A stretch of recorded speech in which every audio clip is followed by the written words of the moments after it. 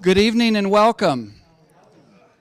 Thank you all for being here tonight. My name is Randy Kluver, and it's my privilege to serve as the Dean of the School of Global Studies and Partnerships here at Oklahoma State University, and it's our delight to have you here joining us tonight. We particularly want to thank everybody who's here physically, but also the many who are joining us online through O-State TV.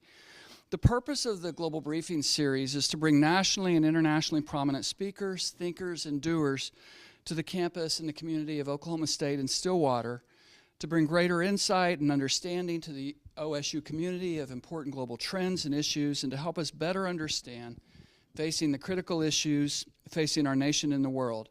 Again, I want to thank you for being here. I especially want to welcome the 450 students who have registered to view our talk from our partner institutions in Mexico, UPAEP, and UIC. Bienvenidos a nosotros amigos de Mexico. Espero que disfruten de la charla. Tonight's topic is Putin versus the USA. As you know, Vladimir Putin has solidified his hold on power in Russia, has positioned the nation as one of the key rivals to the United States, and has actively sought to undermine U.S. interests and political stability. A series of U.S. presidents and diplomats seem to have been unable to find a way to break through this historical enmity, and relations with Russia today seem to be going nowhere fast. John's talk tonight will provide some historical context to this relationship and barriers to effective international engagement and the possibilities of a different future. We're very privileged to have as our speaker tonight Mr. John Sipher, who is an old friend of a friend of our program, Meredith Woodruff. John retired in 2014 after a 28-year career in the Central Intelligence Agency's National Clandestine Service. At the time of his retirement, he was a member of the CIA's Senior Intelligence Service, and he served multiple overseas tours as Chief of Station and Deputy Chief of Station in Europe, Asia, and in high-threat environments. He has significant experience working with foreign and domestic partners to solve national security challenges. He is the recipient of the Distinguished Career Intelligence Medal. And if that weren't enough to cap off a career, he's a non-resident senior fellow at the Atlantic Council, and now he's in the movie business. And maybe at the end he'll tell us a little bit about co-founding Spycraft Entertainment, which is a production firm providing content and advice to the entertainment industry. Please join me in welcoming Mr. John Sipher.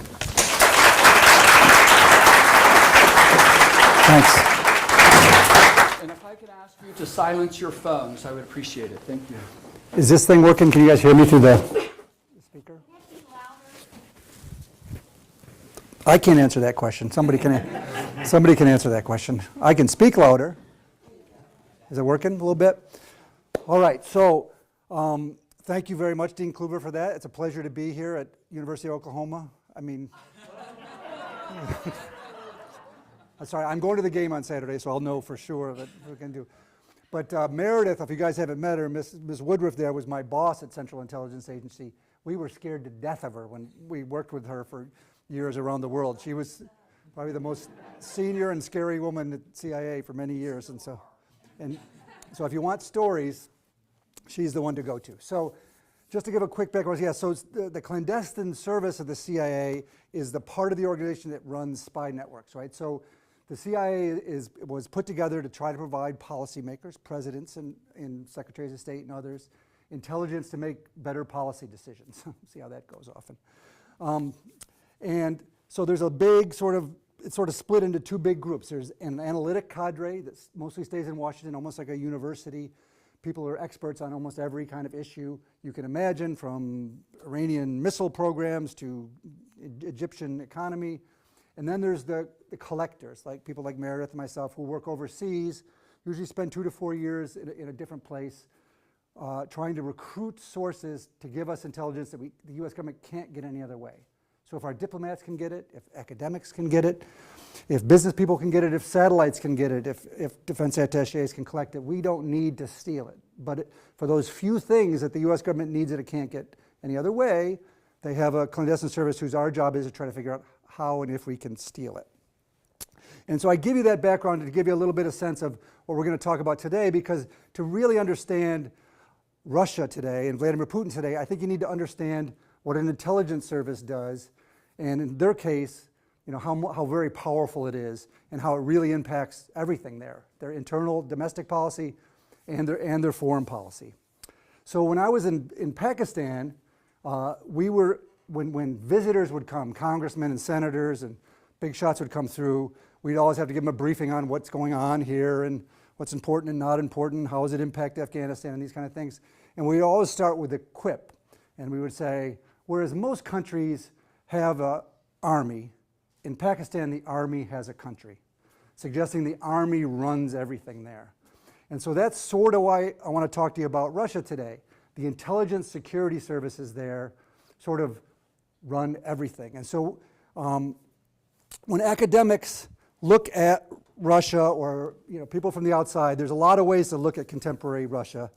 And you can look at it as a kleptocratic state with a lot of crony capitalism. You can look at it as a mafia state. Look at corruption, basic studies about autocratic states. But what I want to do is put my sort of intelligence officer hat on and talk to you about having sort of worked on the streets of Moscow against the Russians, to add another layer to that, to think about it as a Chekist state. And I'll tell you what that means in a minute. It's essentially a supercharged intelligence organization running a state. And especially since Vladimir Putin was a career KGB person, as you can see here, I think it really has an impact on how they look at the world and how we have to think about dealing with them, rather than looking at like maybe some other countries do in terms of general interest and stuff. So I'm going to start by giving some history, and I apologize, but I think it's important to understand today's Russia, to understand where Putin came from, what led us to today.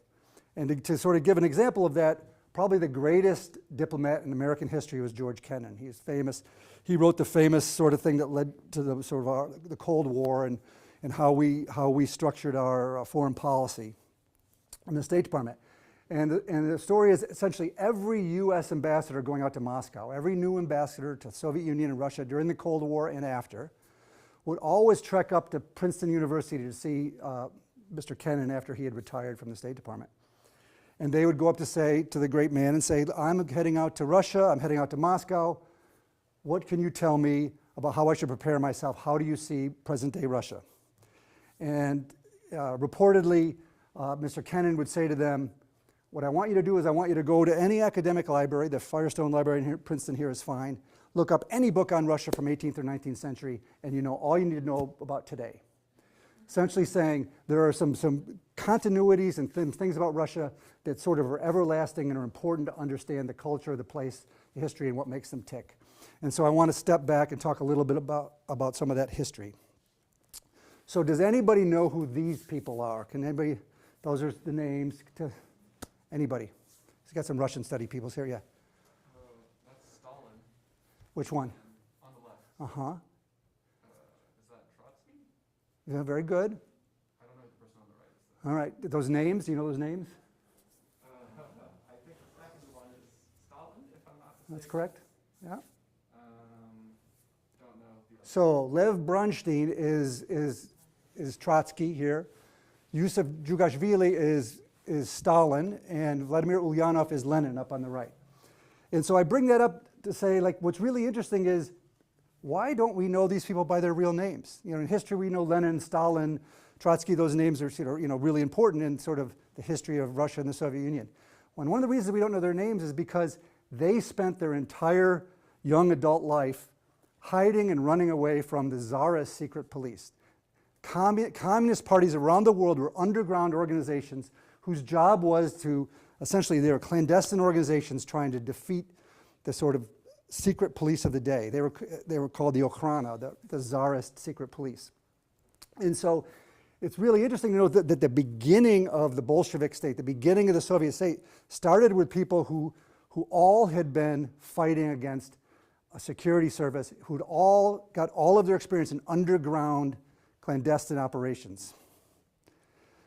So when Lenin and Stalin and Trotsky and their cohorts started the new Bolshevik state, 1917, essentially they took over this continental-size, massive country, which was Russia, when the Tsar had fallen. And the first thing they did, before that they put together a full economic plan, before they put together a foreign policy, is they created a security service. They created an intelligence service called the Cheka, and I mentioned before the Cheka service. And this is the guy who was in charge of it, Felix Dzerzhinsky. And you can see from the quote, they made it really clear from the beginning that the goal of this security service was to keep the leadership in power at all costs, to manage and be in charge of all brutality and, in fact, terrorism, to keep any opposition to the leadership either dead or out of the way, and to keep foreign enemies and foes sort of at bay. And so before they did anything, the first thing they did, because they had spent their life hiding from security services, is to create a really powerful security service, which had a domestic and a foreign policy and overseas arm. And one of the first things that this guy Dzerzhinsky did is he created what we call in our world an operation, an intelligence operation, a secret operation. And it was called the Trust Operation. And in the CIA, when we'd prepare to go to Russia, we would study the Trust Operation. And so this new Bolshevik state was essentially a threat to the rest of sort of standard Europe and the rest of the world, who still had monarchs in charge, or some of them had prime ministers and presidents, but most of them still had kings and queens and such. And when this radical new government, which was bringing communism, which said that it was going to spread around the world, it was obviously seen as an enemy to most of the world. And so Lenin, Stalin, Dzerzhinsky, and these guys, they saw that they could easily lose power, and if they weren't strong, if they were weak. And so the first thing they did is they created this intelligence service. In fact, it was Churchill said, it's very important that we strangle the Bolshevik baby while it's still in its cradle. And so they did have reason to fear. And so the Bolshevik state, they were worried about former white soldiers. The Bolsheviks were the Reds. The whites were the former monarchist soldiers. They were worried about monarchists. They were worried about the French, German, British intelligence services who were working against them. So they had this massive group of people who were their natural enemies. And so the main group that brought together anti-Bolsheviks to fight against the new Bolshevik state was a thing called the Monarchist Union of Central Russia. And it operated all over Europe and inside the Soviet Union. And it brought out anyone who was an enemy of the Bolshevik state together. And this operated for a number of years. It assassinated a number of people. It had sort of a bunch of groups that were working around Europe. But what's interesting about this monarchist union, which was the anti-Bolshevik international organization, is it was fake. The Cheka made it up. They created their own enemy. They created their own organization and ran it for 3 or 4 years to bring in everybody who was anti-Bolshevik, against them. And then after like 3 or 4 years, they killed everybody. They killed all the people who were looking to overthrow or cause problems for them. And so it's amazing that this small group of men who took over this massive country and immediately put together a security service and had all the things they had to worry about, keeping stability and the economy and keeping the country together, ran this really sophisticated intelligence operation to kill all of their enemies.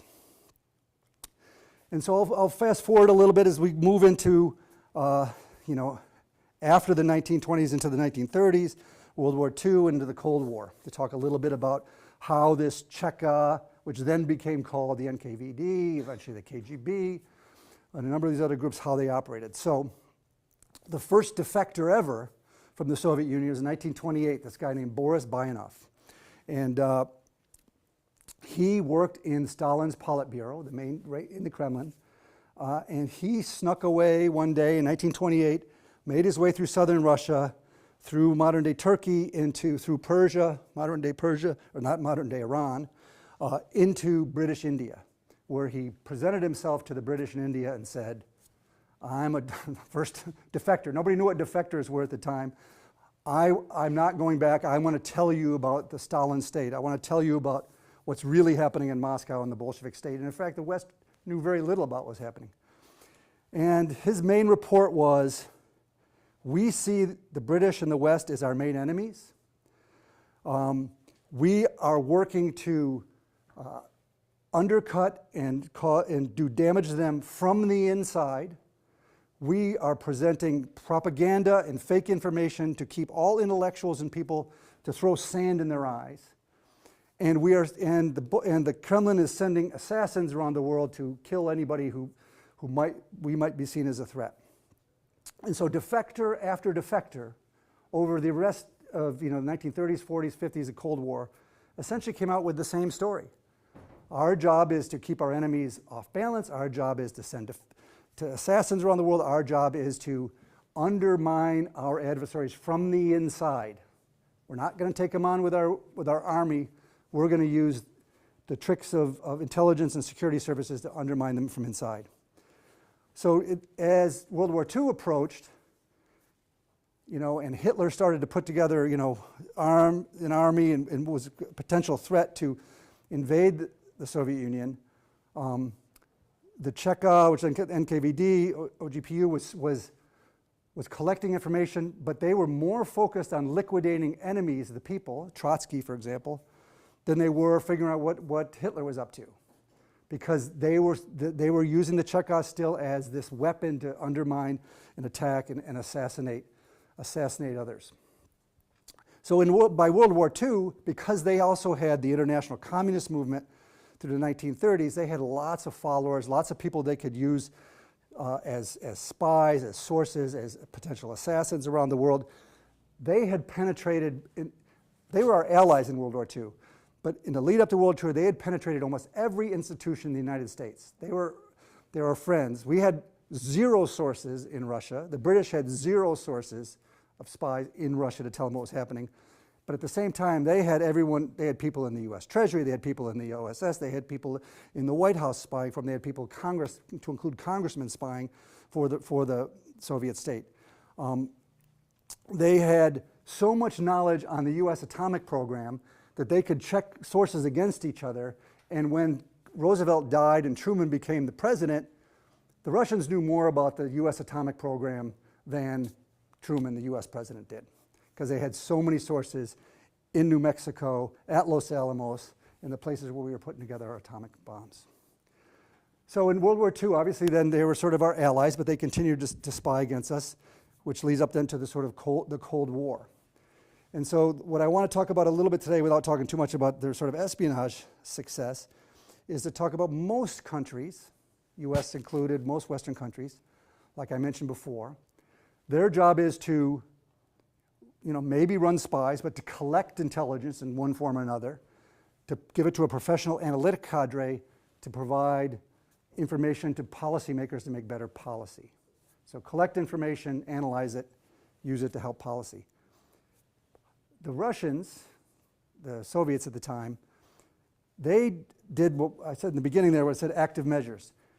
80% of the work they did, they still had incredible sources, they still did collect intelligence, they still ran espionage operations, but 80% of the work they did was this active measures. It was propaganda, subversion, sabotage, deception, agitation, supporting right and left-wing groups, and to include assassination. So their intelligence service was almost used as a weapon to keep people at bay. And remember, their intelligence service also had a domestic piece whose job was to keep any opposition to the Soviet party, the leadership, either dead or so weak that they were of no threat. And so this active measures is another word for sort of a political warfare. So the things I mentioned before, which we've now seen some in the United States, this deception, this disinformation, all of these things sort of work together so that their intelligence services are weaponized against us. Here's an example. So when Khrushchev was the Communist Party leader in Russia, in Soviet Union, this is one of the things he said, talking about if those of you who have studied Russia know the sort of Soviet sort of peace measures to the West. Essentially, he's saying all of our foreign policy is all essentially a trick to try to, while we think we're weak, to weaken our enemies so that when we're stronger, we can defeat them and take them on. So the capitalist countries, stupid and decadent, they'll rejoice in their own destruction, and as soon as they let their guard down, we'll smash them with a clenched fist. So that is using your intelligence services, again, as a weapon, not just as a collection mechanism or an espionage organization. So let's talk about a little bit closer to home. So by 2016, there was a lot of talk. It became very politicized in the United States. What were the Russians doing? What was Putin doing? What were their impact on our elections? It became really caught up in our own sort of tribal political arguments and fights. But there's some real, now we've learned there's some real clear things that they were very focused on. They were weaponized social media to sort of push disinformation.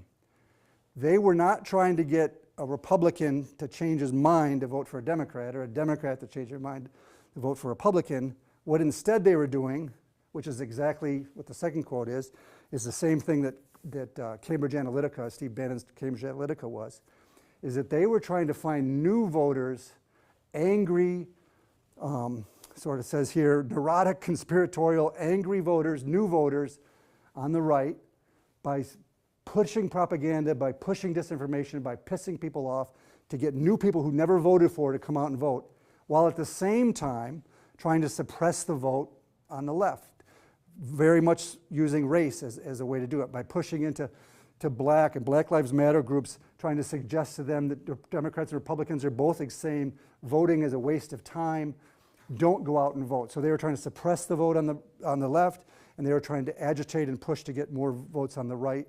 And this wasn't because they necessarily like Republicans or people on the right more than people on the left. It's because they know that when we fight each other and we hate each other, we're not focused on building strength and paying attention to what they're up to.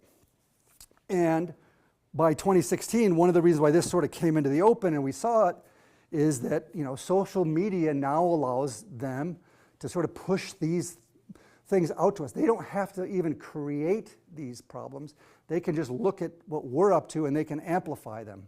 And they can exploit them and take our weaknesses and push them on. In the Cold War, here I had showed that picture before, it talked about AIDS. Where's the one there? This one up here. So the way they would do this in the past, before sort of the era of social media, I don't know if you know this sort of story. So what they did is they went to sort of a real low rent newspaper in India and planted a story that the AIDS virus, which was obviously causing all kinds of real damage in the 70s, 80s, and in the early 90s, the AIDS virus was created by the Pentagon. It was created as a specific weapon to undermine African third world countries. The Pentagon, the US military were supporting this to create the AIDS virus. So it was in this small newspaper. They then took that small newspaper, they went and tried to get it put into other sort of publications. They went to some of their sources who were like scientists and people in East Europe and in East Germany and Russia who would then sort of validate this and say, oh yes, so that another newspaper would pick it up and pick it up. And so slowly over 3-4 years, this story would start to build and show in more places, and when people looked it up, they could find other references to it. So by, within 5-6 years, this story actually started appearing in the US press that, hey, the Pentagon created the AIDS virus, which, was trying to, weaken us to be a weapon against the West. And it caused, grave damage. In Zimbabwe, for example, it was, thousands, tens of thousands of people were starting to die of AIDS. And the Zimbabwean vice president one day got up and finally gave a speech on AIDS. And he started to give the speech and he said that his son had AIDS and his son died of AIDS. And many in the West and in the health community were heartened by this. Oh my God, finally someone is standing up to talk about these things, to personalize it, to deal with it. However, in his next breath, he said, however, there's nothing we can do to stop this because it's a weapon created by the United States to try to kill our people.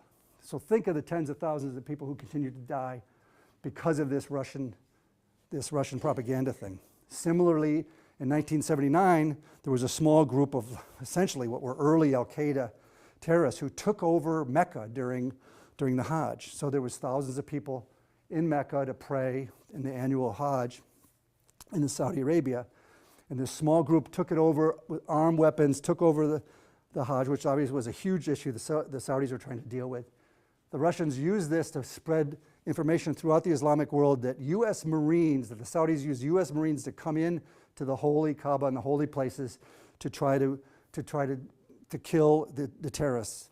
And this created huge outgrowth through the rest of the Islamic world, so much so that in a number of places, to include Pakistan, our embassies were overrun and set fire to, and a number of American diplomats and others were killed, all because the Russians saw, ooh, there's this problem going on here, we'll spin up a false story to say that the Americans, Marines are there and they're in the holy area. So they were continuing to use these kind of stories. They were telling stories that the U.S. was selling baby parts in Latin America, and they were telling, Oleg Kalugin, who was sort of the youngest KGB general, was working in New York, and he would tell stories about how they would go to synagogues and spray Nazi things on the synagogues, and they would go into Jewish cemeteries and desecrate the cemeteries, that they would send racist letters to African ambassadors and diplomats at the UN, and they would have small bombs go off in Harlem to try to push race problems and stuff. These are the kind of things that they were doing, so that by the time they get to 2016, nowadays social media can, instead of having to take 5-6 years to get a story like the AIDS thing into the body politic, they can just pump it out. They can take somebody's idiotic tweet and then just take it and re-push it a couple million times to people so that it becomes damaging and becomes problematic. So one of the things that helps this type of work, which did during the Soviet times, but also up till now, is what the Russian services called, frankly, this is the true useful idiots. So they talk about people who either believe this stuff or for some personal reason are willing to amplify and push these kind of things. Yuri Andropov was the KGB chairman and then eventually the head of the Soviet Communist Party and head of the state. He's the one that said this, listen, we just need to plant the seeds. We just need to push this shit out there. Others will harvest it and push it and create problems for us. This is 70 years ago, or 50, 60 years ago where they're talking like this. And we're seeing it today all the time. And like I mentioned, especially what's happening now, it's not that they have to create a fake story that the AIDS crisis was created by the Pentagon, by the United States. They just can take our own tribal things, our own hatred, our own political problems, and they can just push it and amplify it. And if they see hatred between people, between parties, they can just push it out. So, this is asymmetric warfare. This is what terrorists do. Terrorists cannot take on a state like the United States or Russia or any of these head on, so they have to look for weaknesses and they have to attack weaknesses. This is asymmetric weaponry. It's the tactics of the weak against the strong. And because the Russian state, Soviet state, started out worried about being killed in its crib, like Churchill said, they, from the beginning, operated like a terrorist organization, attacking weaknesses and doing these kind of things. And frankly, our own problems now are allowing them to do that quite effectively against us themselves. So let me just talk a little bit about Putin himself. So Putin grew up through the KGB. He I think he was born in 1952 in then Leningrad, which is now St. Petersburg. He always wanted to be in the KGB. He talks about early movies that sort of talked about the wonderful KGB, the sword and shield of the revolution. He even went to the KGB headquarters, I guess, as like a 15-year-old or something and said, oh, I want to be. And they said, listen, you come back when you've been educated. He said, well, tell me what I need to do. And he said, you need to go to law school. And so he did. So he went to law school, and he eventually then joined the KGB in his hometown in Leningrad. And he worked for what was then the second chief directorate. So it was the part of the KGB that did domestic operations. Its job was to go after people. They worked both on foreigners who came to Russia, and they would try to thwart them and recruit them and cause problems, or if there was any like sort of peace groups or anything that was in anti-Soviet groups inside the Soviet Union, they would try to find these people and arrest them and what have you. And so in the KGB, that was incredibly powerful and important work, but it wasn't the sort of prestigious overseas type of work that he eventually wanted to get into. So finally, in 1975, in late 1980s, he gets his first overseas assignment, which wasn't overseas, but it was in East Germany, still part of the Soviet bloc. in Dresden. So he wasn't even in East Berlin, which is sort of the main place. He was in Dresden, which is a small town sort of in central East Germany. And Dresden was important because there were not foreigners there, like Americans and Brits, people in their embassies in East Berlin.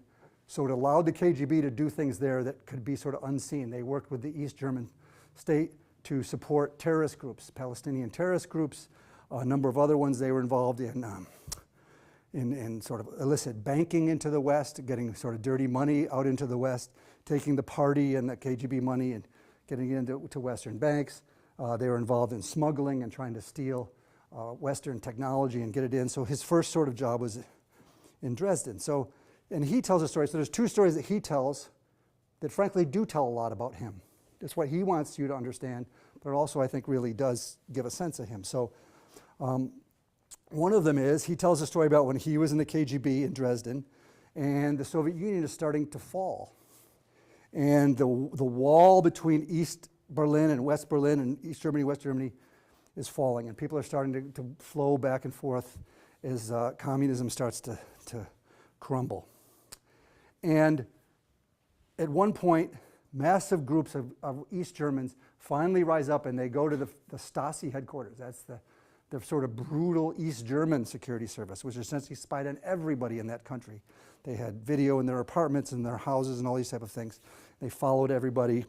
If you wanted to get a job, you had to sort of support what the Stasi was doing. People finally rose up as communism started to fall and stormed the Stasi building. Well, at the same time, a group of people came to Dresden, which was just a big house with a fence around it where the KGB office was, and started to sort of picket outside and yell like, go away, Soviets, KGB. Putin tells a story about how he ran out of the building with a gun and told people, we're armed in here and we will fight if anybody tries to break through the fence and come in. He then went back inside as they were shredding documents, trying to get rid of all their secret material, and very scared. He then contacted the Soviet defense attaché in Berlin and said, we need help. We need to know what Moscow wants us to do. We need sort of military support here. And the defense attaché reportedly said, Putin says, the defense attaché said, listen, there's nothing we can do. We asked Moscow what to do, and Moscow is silent. And so when Putin became president of the new Russia after the Soviet Union fell, he said, Moscow will never be silent again. When the Soviet Union needed to use its brutality, when the Soviet Union needed to use its power against people to stay in power, it showed weakness and it fell.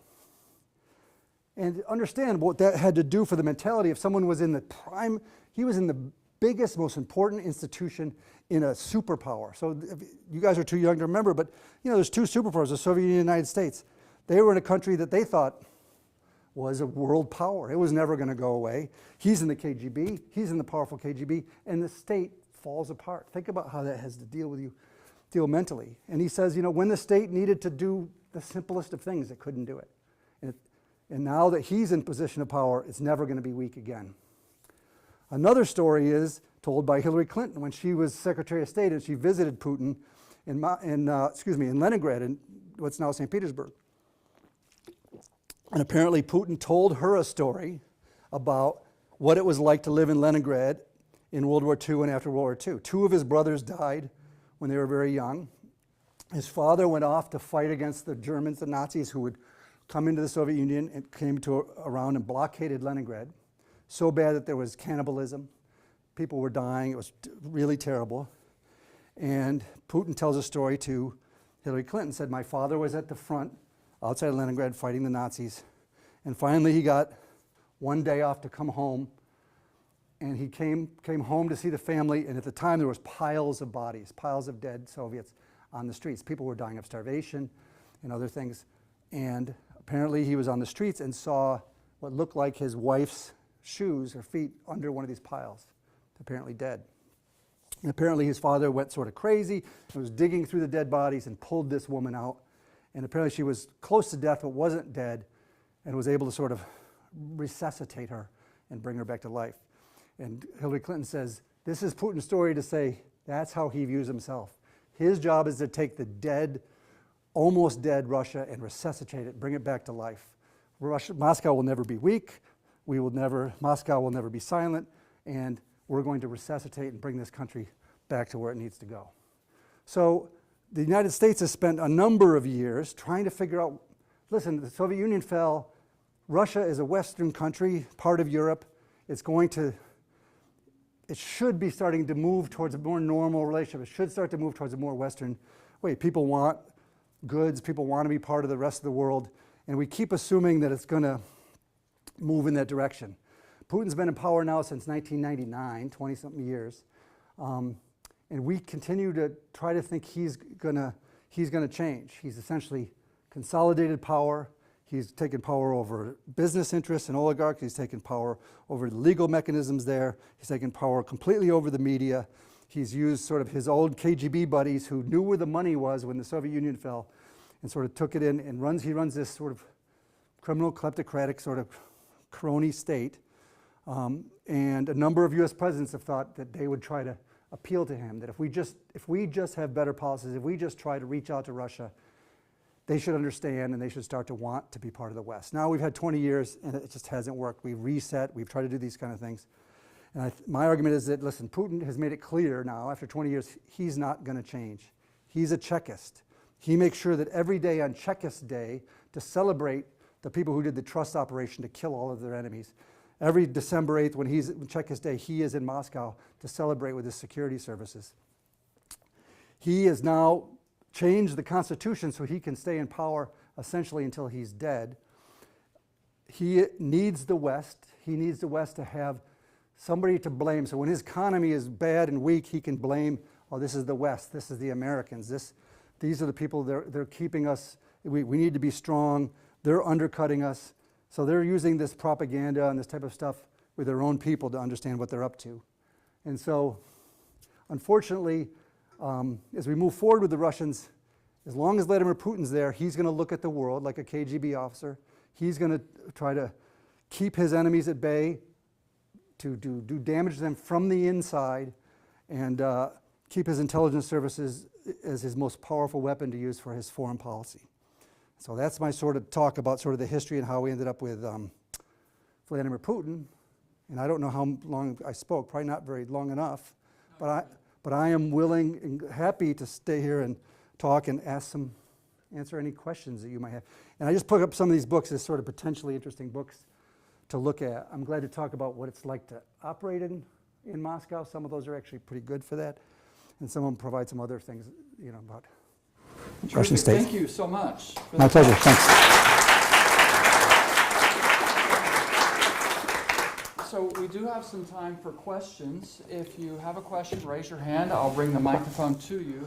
I do want to ask you to speak into the microphone so that we can capture it on video. So I think we've got a question. Yeah, don't be afraid. Back here, right? It doesn't even have to be necessarily about Putin if you don't want to. You can ask about spy movies. Yeah. There's no good spy movies. It's up to you. Oh, I'm Leslie Rimmel. Hey. And I've been thinking a lot about Putin. I'm also a Russianist. Okay. And I've considered that sometimes he has another kind of strategy. I mean, he has a lot of them, but he seems to thrive on.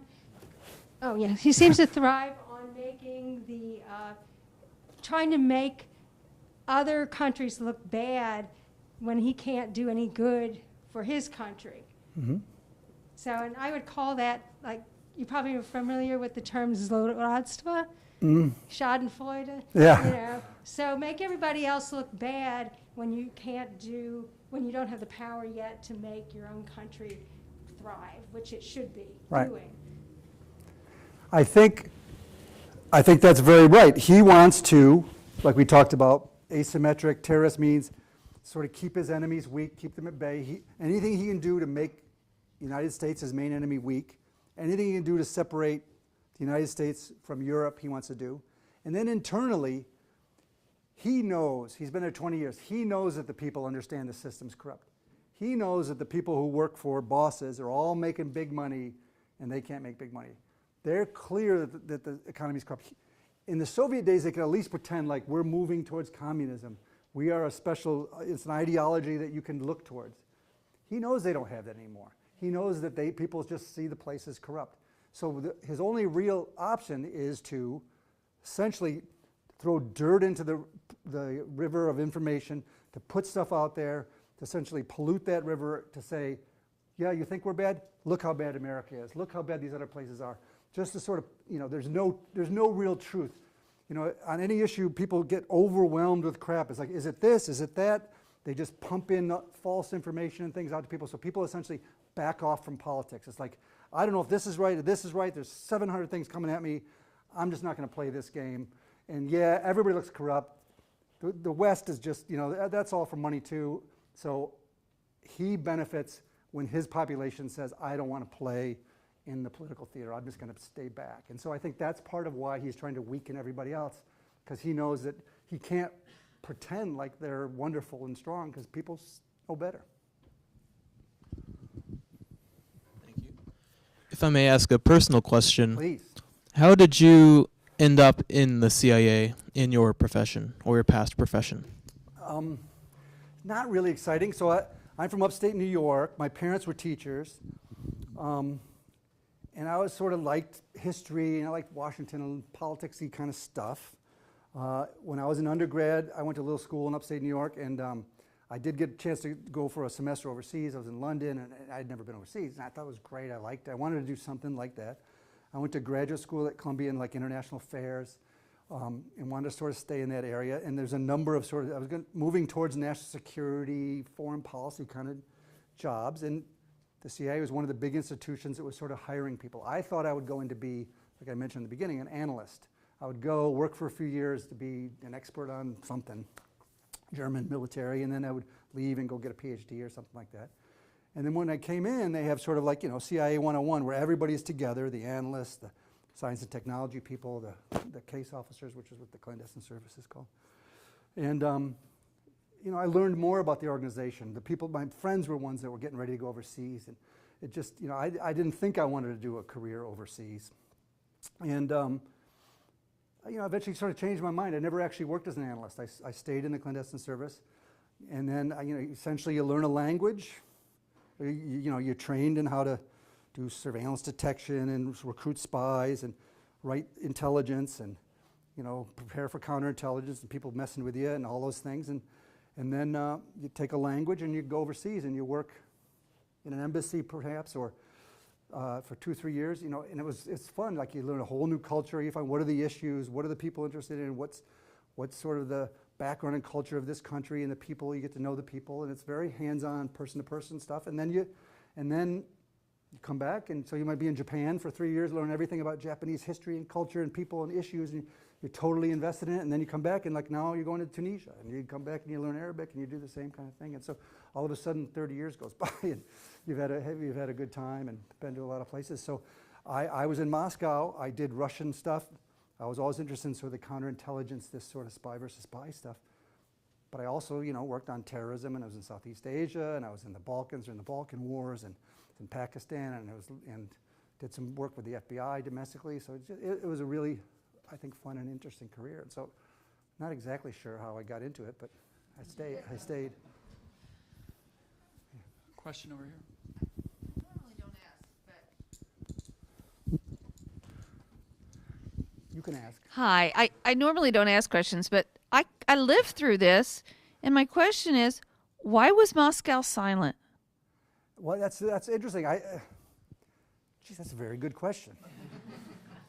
Let me think. Because just all of a sudden the Soviet Union fell, and Yeah. it took me by surprise. And I think we had developed in the West, the United States, this sort of view that they were incredibly powerful, that they meant what they said, that even though we saw some of the ragtags around the edges, that it was a place that was going to be there forever.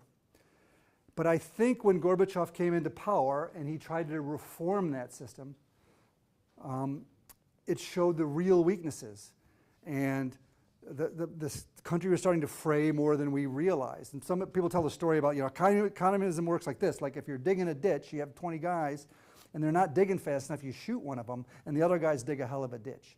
But when a modern economy and you need to build computers and you shoot one of them, you don't get a better computer out the other end. So by the late 1980s and 90s, the communist system in the Soviet Union really couldn't compete and keep up anymore. And I think Gorbachev, who was the secretary, came in to reform. He realized that. He realized the system was weak. They had lost in Afghanistan, and they had to pull out, which was embarrassing. People, mothers had kids killed. But in that country, they had to lie and keep that thing. Nobody was allowed. There was no place for personal expression. There was no place for people to participate in the political space because the party controlled everything. And essentially, when you try to reform an autocratic type system, it crumbled rather than was flexible enough to change. That's why I hope our country's flexible enough to change. I think. I mean, there's a lot, probably, there's people who've written PhDs on it and everything else, but essentially that's what. And so when they needed, and in fact, leadership matters. Gorbachev and their foreign minister, Shevardnadze, and these people, they made it clear to the people in charge in East Berlin and Hungary and Czechoslovakia and Poland that, they weren't going to crack heads for them. In Hungary and in Czechoslovakia, they did. The Soviets brought the tanks in and they shot the people to keep power there. And I think they just realized that they couldn't do that anymore. And the system required that brutality. And once they stopped using the brutality, sorry. Hi, I'm Campbell.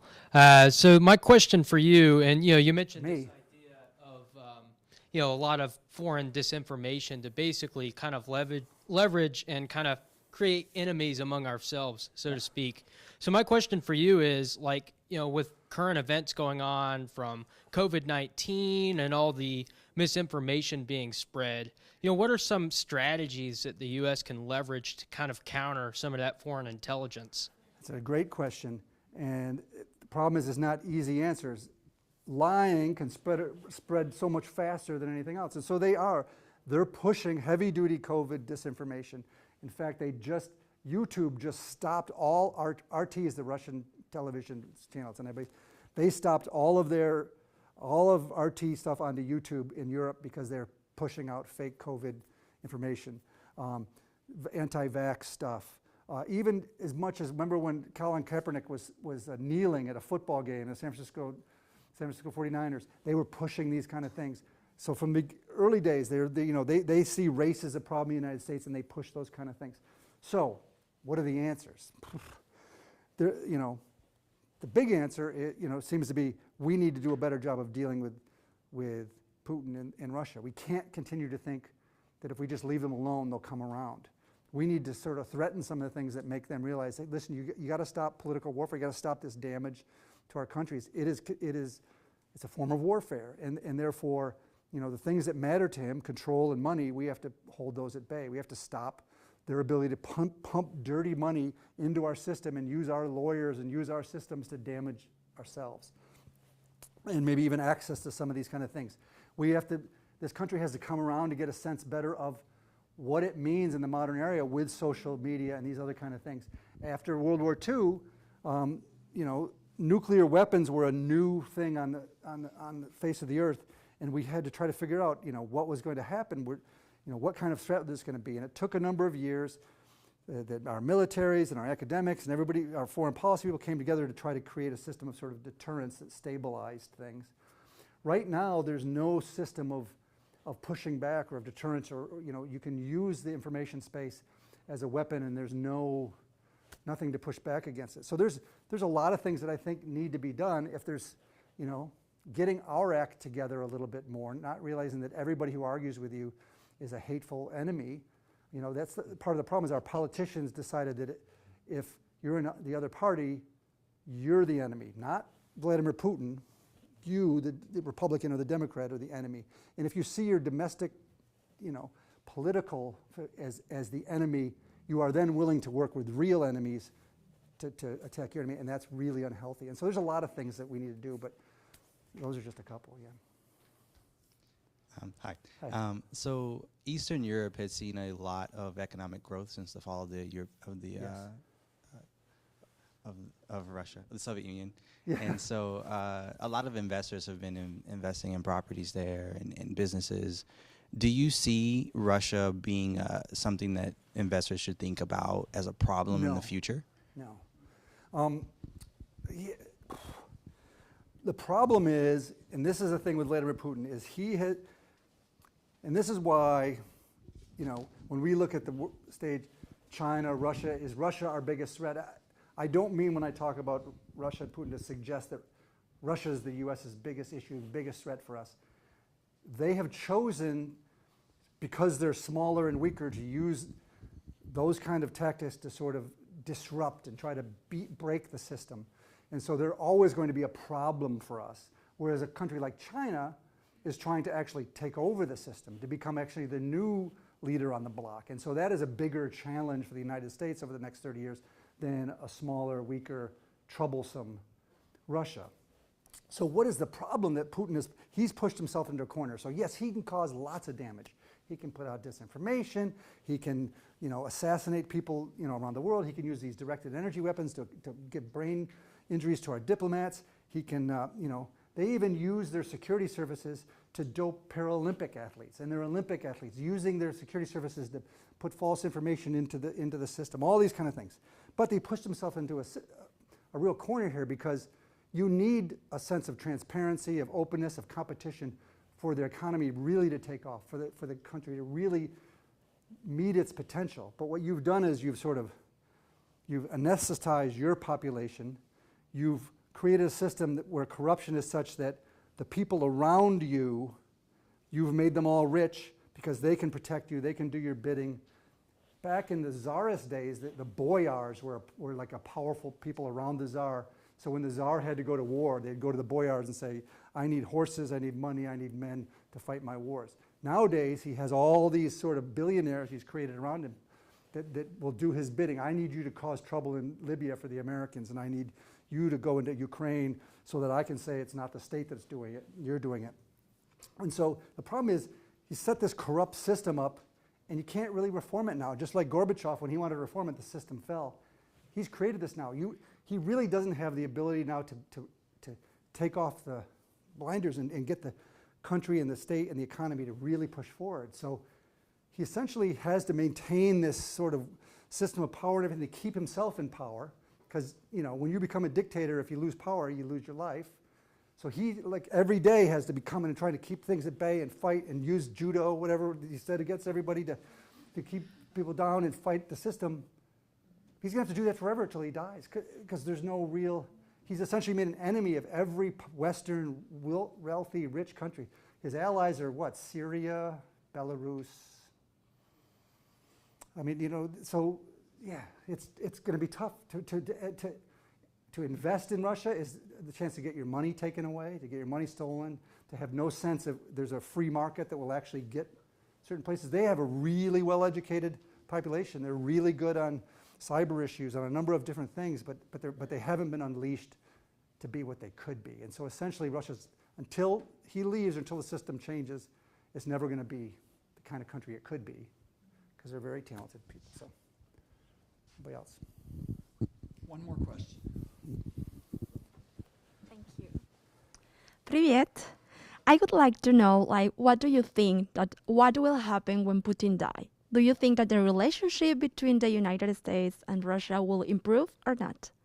That's a great question, and the answer is I don't know. But that's part of the problem is when you create a system that is reliant on you to sort of where it is, and he's created this sort of cadre of people whose power and money all depend on him, right, and doing things for him. I'm sure you have people here because you have the international trade and business people too. It's one of the things that you teach people in business is to bring up and train people behind you so that, any leader should be building leaders up behind him to keep the company going, to keep the country going, to do this kind of stuff. That's not happening there. So unfortunately, when he leaves or falls, there isn't clear leadership. There isn't a clear system. The voting has become fake. The corruption. So it's just, it's anybody's guess, and that's really unfortunate, because you have, again, a continental-wide country with really incredibly and talented people, with lots of weapons and nuclear weapons and issues that really we have no idea how that's going to be. Is it going to be, I don't know, military? Is it going to be another intelligence sort of person takes over? Is there somebody, you know, is there going to be some sort of coup? Like, that's what's unfortunate about it, is yes, he's keeping himself in power, but he's not really necessarily helping his country to move forward. So I don't know the answer to that, and some of the Russia scholars here might have a better answer. Thank you very much, John, for a really interesting talk. I wish that every time we had one of these, we could come away full of hope and joy and thinking everything's going to be better. Wait, can I tell you one funny story? Sure. So let me tell one funny story about working in Russia. So in Moscow, because the security services are so powerful, like we talked about weaponized overseas, they're more powerful inside because they're trying to keep things. But they're also like paranoid about Westerners learning things about their country. So if you're a CIA officer working in Moscow, they pull out all of the stops, all Americans in the embassy there. So they've got this massive effort to surveil everybody in the embassy, to shoot microwaves at the embassy, to have people like sneak up underneath the buildings and tunnel under it and try to, anybody in the embassy to try to suborn them. And so if you live there and work there, your house has audio, video inside the house. You're followed 24 hours a day. It's not hyperbole. If I get up at 2 in the morning and walk out the door, there's all there are dudes with cigarettes ready to follow you around and do any kind of things. Anybody you talk to is going to be quizzed, questioned, all of these type of things. Even when you walk through a neighborhood, they bring the dogs behind to see if you put down something. Like they pick up the mailboxes after you go by to make sure you didn't put something in a mailbox or something. It's a complete oppressive system. But let me give you a funny story about it. So we were in the embassy. Our station is the CIA office. We're trying to run sources there, which is very hard because you're always under surveillance, so you have to do all kinds of tricks and hide, sneak away, and there's some of that stuff. That $1 Billion Spy is probably a good book to talk about how you operate in a place like that. But my buddy Steve was a big runner, thin guy, and long winter there, nasty winter, and we get out of the embassy like 6:30 was when the sort of day ends.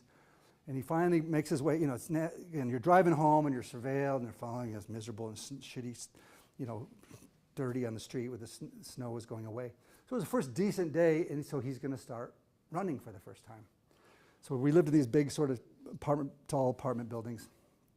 So it's his first day. So he goes down the elevator and goes for a run, goes out of his sort of building, goes on the street.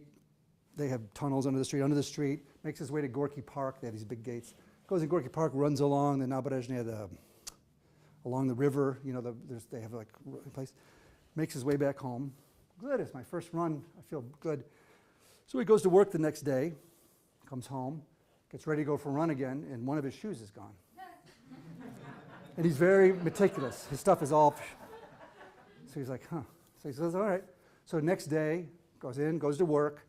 Back then it was sort of hard to find stuff, but there was a Reebok store, and so he made his way to the Reebok store, gets a new pair of shoes, comes home, goes to run down Naberezhny, goes into Gorky Park, goes for a run. Comes back the next day, and one of the new shoes is gone. And he's like, okay, I know what's going on. So he walks into his living room and he looks at the ceiling and he says, all right, here's the deal. I need to run, and I'm going to continue buying shoes, and I'm going to run every day.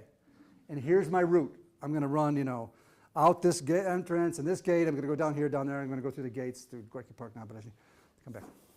So the next day he comes back. Both sets of shoes are in his house. And he goes to run he goes finally to the gates. I guess surveillance cars that follow him. Gets to the gates, and when he gets to the gates of the park, the surveillance cars pulled up and they popped the trunk, and they had little foldable bicycles. They all jumped on in. And when he ran through they followed him through So essentially, it was just the surveillance guys whose job is to never lose the Americans. They weren't ready for him to go running, and so they embarrassed him. And so they said, and he understood the system and said, like, okay, I don't mind, follow me, but this is what I'm doing. So Sounds very reasonable, right? So, John, thank you so much for your visit. We do have a small gift for you. Thanks. Yeah. Sweet. I like that. We're very grateful again, and we appreciate your visiting Stillwater. My pleasure. I love it here. All right. Thank you all. Thank you. It's pretty sweet.